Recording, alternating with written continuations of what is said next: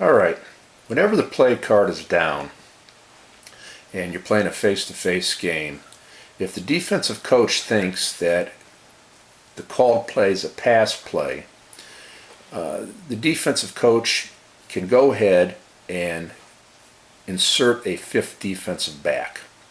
And how you do that is you remove your player at D3, i.e. your middle linebacker, inside linebacker, and a 3-4, and you insert a reserve corner or safety and place him at the D3 location. So I would bring in Molden, who's a 2-2, and I would be replacing a 4-4 middle linebacker.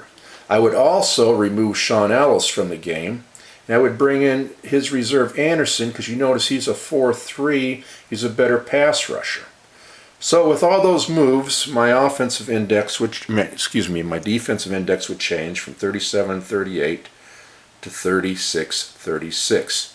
Now you ask me, well, Greg, why would you even do this? You know, you're reducing your index, because whenever you insert a fifth defensive back, the reduction rule comes into play. All right, and what does the reduction rule mean? Let's turn over these cards and let me show you. All right, the play was a short pass to Devery Henderson. Henderson's a B rated.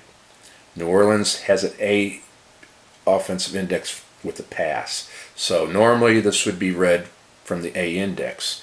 But because I inserted a fifth defensive back, this is now reduced from A to B. Okay, if it was B index, you would reduce it to C index. You can't go any lower than C. Now, one of the limitations when you go to a fifth defensive back, the defensive alignment is limited only to D or S alignment. There's no G. That's why when you use the alternate play chart and the alternate defensive play chart and the defensive cards, they don't work with the master game when you use specialized offenses and defenses, because now you no longer have all three aspects of the defensive alignment. Okay, you don't have nickel, you can't go to G, so it's only D and S, so those options no longer apply. All right, so we're going to say here this is second down. All right, so how would I read this? I wouldn't read it from A.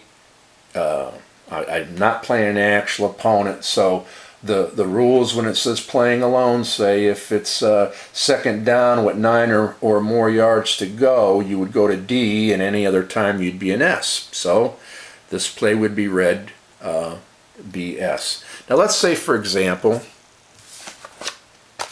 it wasn't a short pass, but it was a run to Mark Ingram.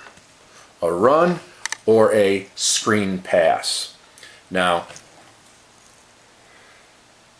therein, 44 versus a 36 would now take that to an A index. All right? But let's just say, for argument's sake, it was still in B. When you go to a fifth defensive back or the nickel package against the run or screen pass, you raise the index by 1. Okay, can't go any higher than A, so this play would be read from A. And if it was a positive gain, you would add a yard to the gain. Okay, so pass play, reduction rule, lower it, run screen, raise it up by 1, positive gain, add a yard to it. If it's a scramble, there's no change at all. Okay, no change at all. Now, one other thing I have to show you. Let's say it was a short pass play to Jimmy Graham. Let's look at Jimmy Graham. Jimmy Graham is an A asterisk receiver.